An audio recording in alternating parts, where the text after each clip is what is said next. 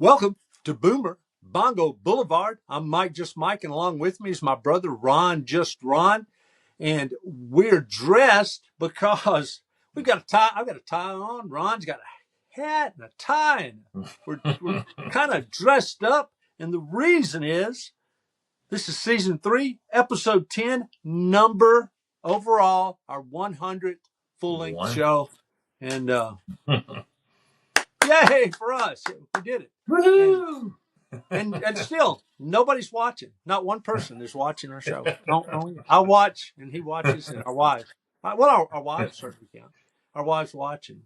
If we had just gained one regular viewer per episode, man, but Man, no, yeah, who it's knows? feast or Hey, don't. famine around here. It is.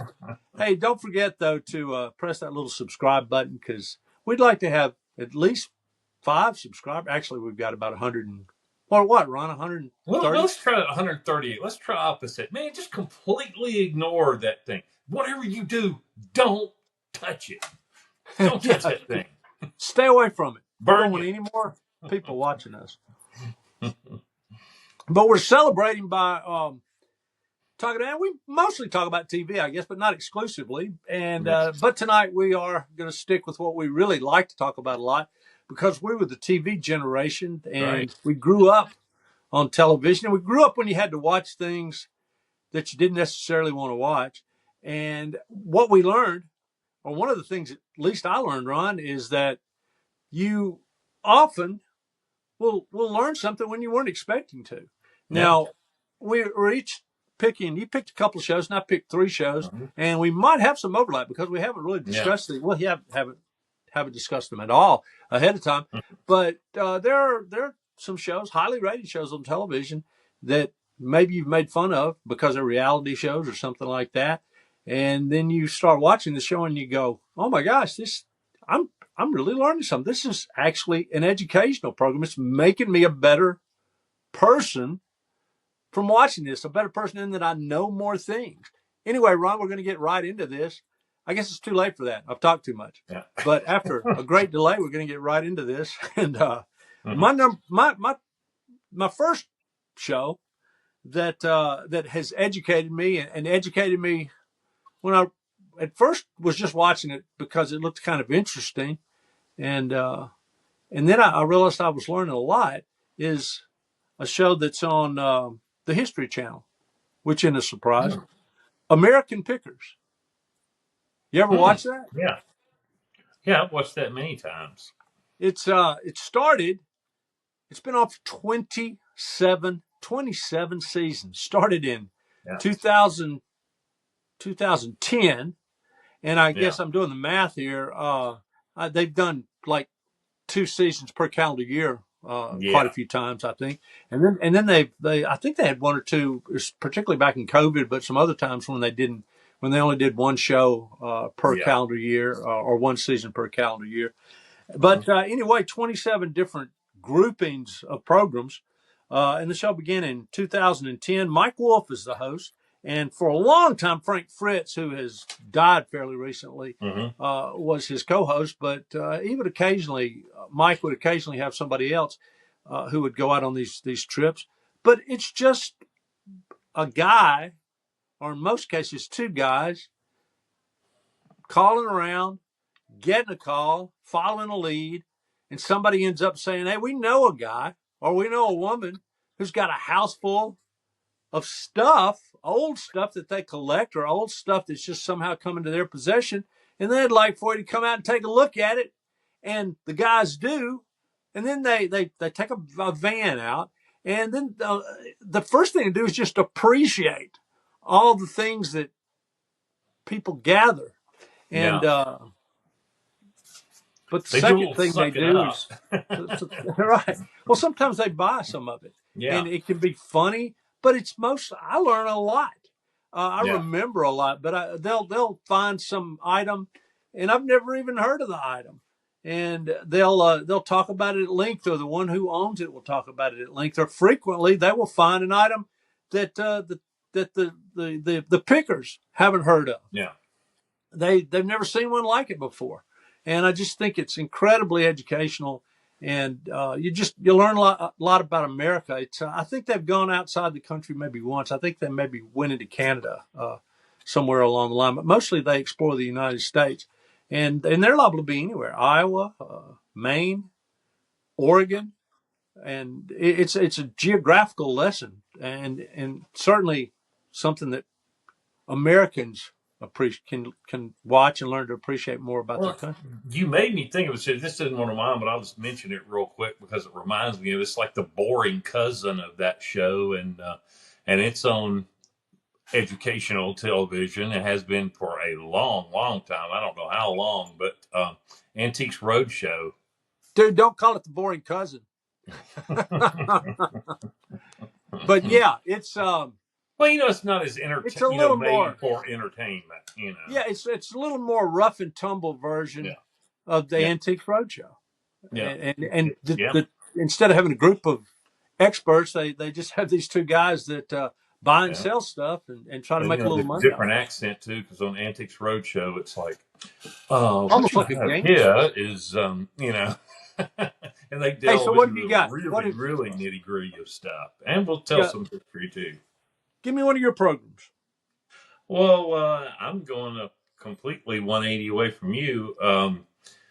When you said education, I started thinking about stuff I watched when I was a kid for the most part, and my favorite was the old Captain Kangaroo, man. Captain Kangaroo, sure. Learned a lot of good stuff from the Captain, and learned how to make a lot of cool stuff from Mr. Green Jeans, too, because, man, he can make anything out of a shoebox.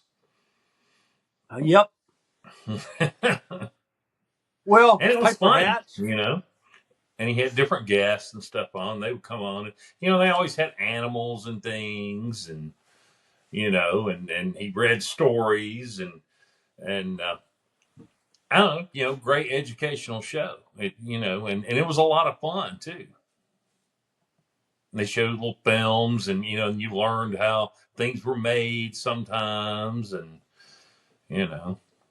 And I know you watched it too. I think everybody watched The Captain. Well, he also showed kids how to entertain themselves. Yeah. And kind of an introduction to comedy too. There's a lot of comedy on that, and you didn't know it, but you were learning about. Sure, absolutely. You learned about. You didn't know they didn't call it that, but you learned about running gags and like the ping pong balls, Mr. Moose, as you just mentioned. And, Mr. Moose.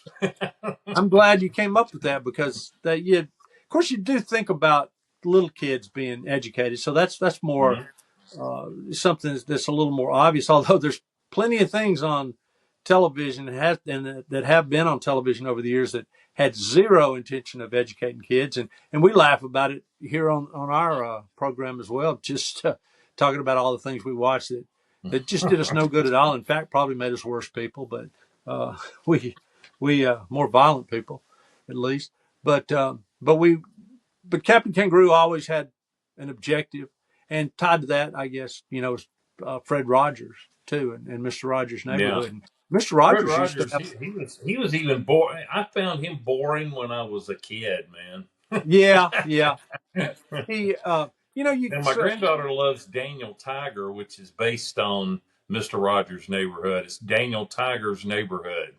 Okay. And, he wears a sweater and the tennis shoes, and they go, and it's all the puppet characters except in animated form. Sure. You get the king and all this stuff. Something all the that characters he had, and the trolley, and right.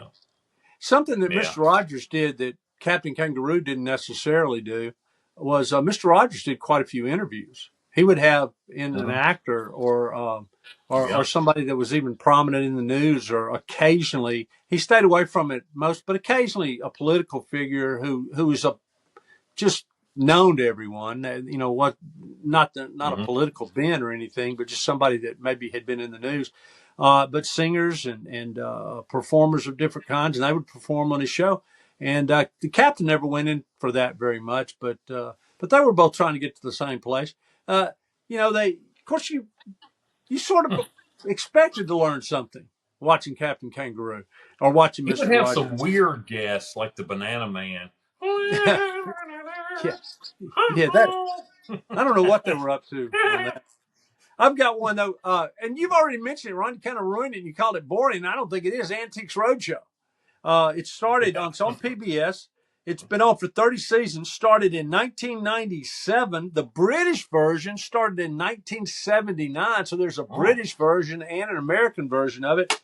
And what happens there is if you've never seen it, the show, the Antiques Roadshow, which has had a number of different hosts over the years, and so we're not going to get into who hosted it because there's no consistent long time 25-year host or anything.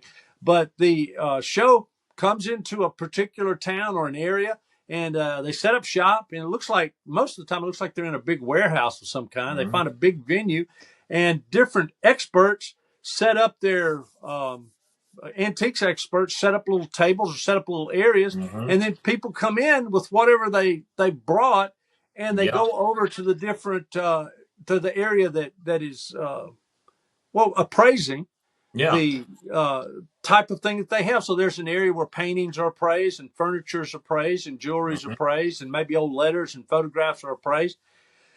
And occasionally it's almost like a game show. Yeah, they'll find some really good stuff sometimes. Sometimes people bring something in that's worth $50,000 or $75,000. I think the record is something that was valued on the show at $250,000, but sold at auction at $1.5 million, and that was a pocket watch. And they also had a Diego Rivera painting that was discovered on the show that was auctioned off at about $1 million. So there's money to be made, or at least people know how much their things are worth. The thing that I learned about the Antiques Roadshow was really, if you think you have a new thing, if you bring something in that you think is valuable on the Antiques Roadshow, a lot of times it's really not. And the main thing I learned was about furniture. The bigger the furniture, the less valuable it seems to be. There's a point of diminishing return on furniture. And I got to thinking about it one day, and I realized, well, wealthy people, if you're going to buy a table for $12,000, that's great. But wealthy people are, for the most part, already have their home decorated or their homes decorated, and they don't have room for a huge dining room table. They've already got a dining room table that they probably really like. They don't have room for a bookcase that is 12 feet long and 7 feet high. They don't have anywhere to put it, and they don't need it. But what they want are conversation pieces. These small end tables, something like an ashtray, things that you can set around or go up on the mantle and or hang on the wall, something relatively small that you can hang there and a guest might appreciate, or a friend of yours might appreciate, or you just might appreciate every day. And I learned a lot about that. And I learned that functional furniture was something I learned a lot about. They have a lot of furniture on there. And and you learn what people collect. And you learn that there are a lot of people, Ron, who are helping an elderly neighbor clean up, and then somehow there's a story created. And I'm not saying these people are lying. I'm thinking, though the odds are that at least some of them are. And that person gave me this in appreciation for me helping them clean up their house. Yeah. And I got a sneaky feeling they didn't. I got a sneaky feeling some of those people grabbed that when nobody was looking and walked out of the house because they knew the elderly person they were helping would think they'd misplaced it and just spend the rest of their life looking for the little painting, But it's kind of fun. It's pretty addictive. If you watch Antiques Roadshow, it's pretty addictive. It's very slow paced. I switched to it tonight. That was what made me think of it. But I was like, and I ended up watching some. No, but you really can learn a lot of things about. You learn a lot of things about different parts of the country too, by what comes in, depending on what kind of country. Of course, if you're out in the West, out in Oklahoma, you're going to get a fair amount of Indian, Native American artifacts, to say properly. And California, you might get some things from the California Gold Rush. maybe newspaper articles or something. Just really nice, interesting things you can learn a lot. What do you got? What's your next one? Well, the next one was another one I used to watch when I was a kid, and it was the only show on PBS that I considered kind of hip when I was a kid. You know, you had Sesame Street, which was Sure. it was kind of a little bitty kid show, but after that they had a show from 1972 until 77. It was called The Electric Company. Oh, and boy, it had quite the electric cast as well, because that's where Morgan Freeman got his start. Sure did. And he was the laid back and cool, easy Rita, baby. Everybody then you had Bill Cosby on there. Well, for about a year or two. I mean, but he was only on there a little while. And Rita Moreno was on there also. The entire time it was on there, and actually she started off the show because it would always start off with her screaming like a maniac, going, "Hey, you guys!" Oh, that was her. Yeah, that was her. Yeah, I just learned something. I did not know that was Rita Moreno. Yeah, that was Rita Moreno doing that scream, because she was always, if there was like a belligerent, angry character, she would usually play it. She used to play this director that was just always just really belligerent. Yeah. You know, she had the riding crop and all that stuff, would be, beating everything up and hitting things with the riding crop, because she would have cue cards, to teach words, and she'd be like, hitting the cue card really hard with the riding crop, and getting all the actors and stuff because they would mispronounce it. If you have kids and grandkids, what you learn too by watching that show with younger kids was what caught their attention. It was very interesting. If a younger kid came on, because what would you say the Electric Company kids maybe 10 to 12 years old, something like that? Maybe a little older. Maybe it would kind of hit along. You could go like first, second grade up until elementary school. Basically, was what it was covering. Yeah, I was thinking a little. I was thinking maybe a little more with that, just because it was funny sometimes. Oh, I used to remember it for the songs. The songs were great.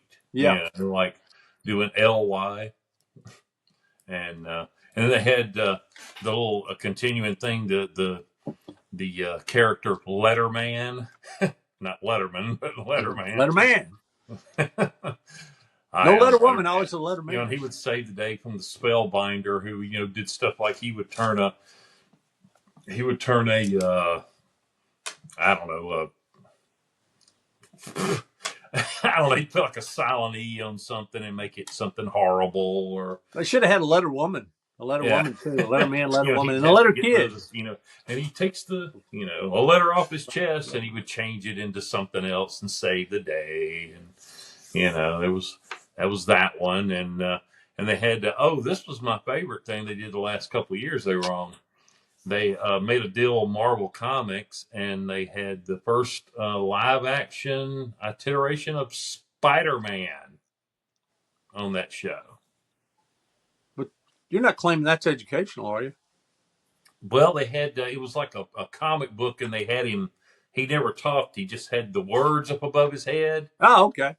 And it would read the words and everything. He just had thought balloons. Yeah, sure. And that was, and I remember of course, Spider-Man has the famous theme song from the cartoon, Spider-Man, Spider-Man. And then this one had a similar one. It was Spider-Man, where are you coming from, Spider-Man? Nobody knows who you are. Hey, I've got one that I learned a lot, and it totally caught me off guard. My son is a big fan of this show, and it's a reality show, CBS show, The Amazing Race. And it's been on since 2001. They've had 38 seasons. We talked about during a calendar year, they'll usually have 2 seasons, one each half of the Survivor's up to 50, and I know that show hadn't been on since I was 10. No, it hasn't. Started in 2001, though. I didn't realize it'd gone back that far. But the host, I think they've had the same host the whole time, Phil Kogan, and a Britisher from the UK. And it's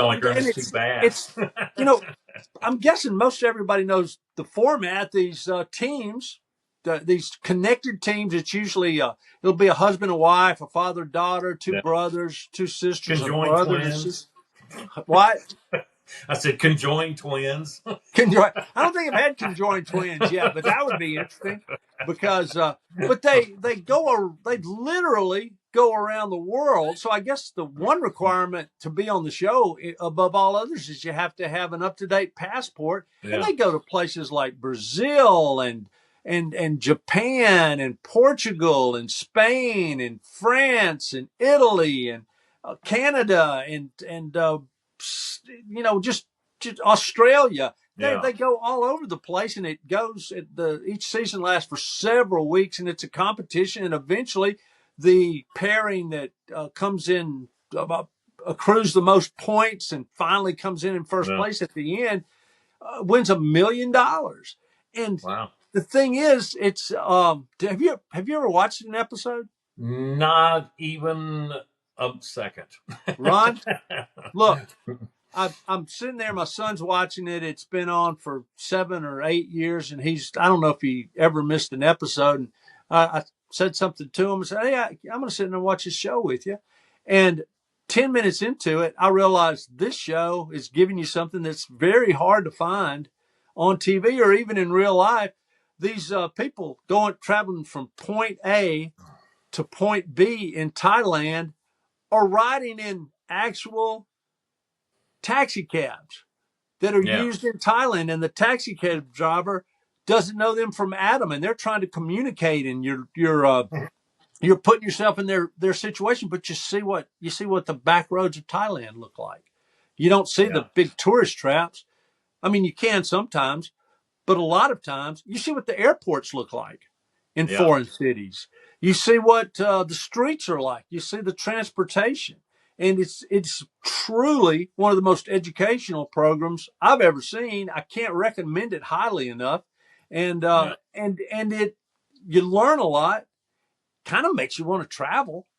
It kills that, really allays that fear that I think any normal person has of going to other countries where you can't speak the language. And you see these people negotiating, and they're trying to negotiate a ride with some guy that just happens to be passing by as they try to go from one checkpoint to the next and win that particular week's competition.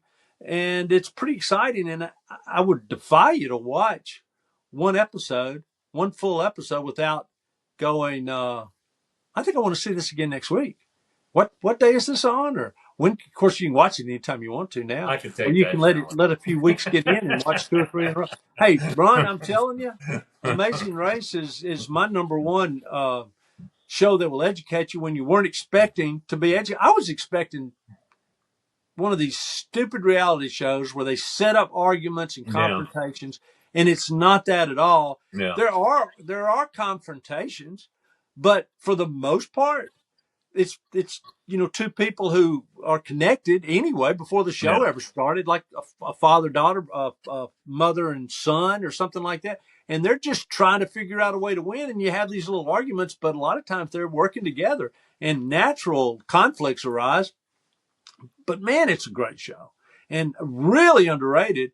And I've learned a lot watching it. And I won't say I watch every show every season, but I've seen probably 8 or 9 full seasons of The Amazing Race, and I always find it to be, I think it's won Best Reality Show quite a few times as far as the Emmy Awards, and it's because it's not embarrassing to be caught watching it. You don't have to whisper, "Hey, I really like that." The Bachelor, you go things like, "Yeah, I kind of watch The Bachelor." I mean, you just go, "Oh man, if you haven't seen The Amazing Race, you ought to see it. You don't know what you're missing."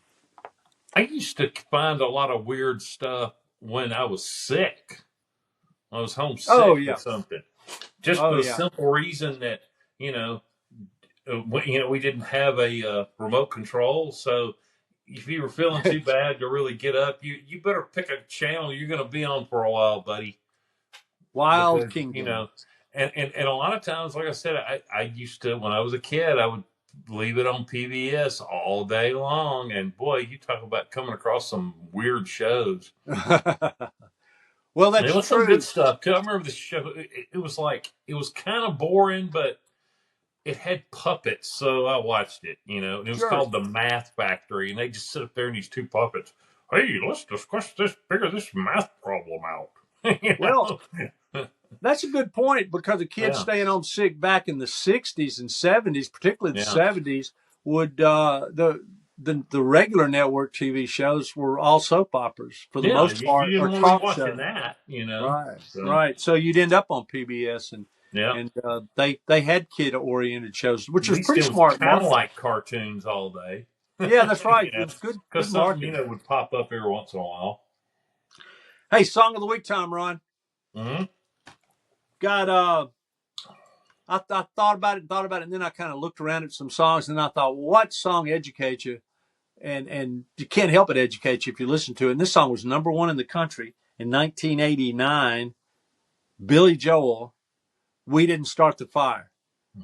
And all he does in that song is list off events and people who, just history, who were, prominent in the world from 1949 to 1989.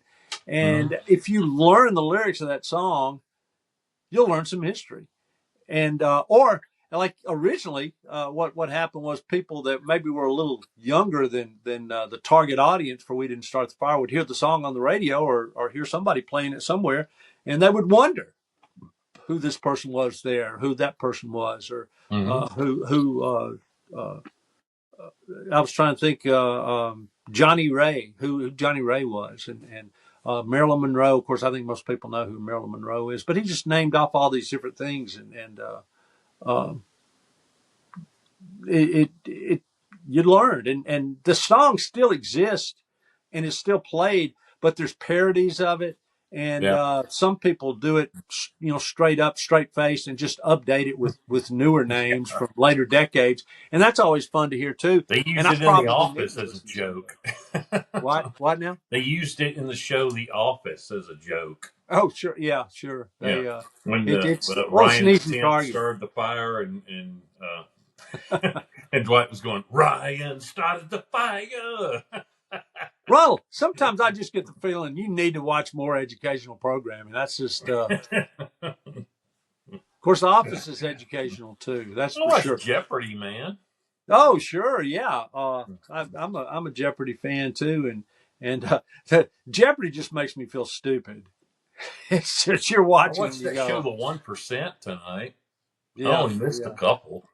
Oh, there are things. There's television out there that will teach you more than enough to impress folks as you move through life if you pay attention. And that's the whole point of this 100th show of Boomer Bongo Boulevard is television's been called a vast wasteland, and I guess it is. And it's certainly more vast than it used to be, and probably a lot more wasteland than it used to be. But there's things out there that can make you a better person and teach you a few things that are worth knowing. That's for sure. And I guess that's my last word on Boomer Bongo Boulevard. Anything from you? Well, I'll mention this show I watched tonight, The 1%. It's basically what that show is. I don't know if you've ever taken like one of those little standard IQ tests where most of it's just visual cues and stuff. Sure. That's what the whole show is. Yeah. It's all, it's got the sequences and things like that. And you got to figure out what's the next sequence, or it showed like these little carts in front of this car. It said, okay, here's the view from the driver looking at this from his perspective. Which one's the match? It just gives you about 10 seconds, to process it. Sounds like it would give me a headache, but that's just me. Ron, I don't concentrate on it that hard. I just see if I can get it just kind of, glancing at it kind of quickly. And like I said, out of the 8 or 9 puzzles I saw, I only missed a couple. Yeah. Well, there we go then. All right, Ron, I think we're going to have to wrap it up. We're running out of night. All right.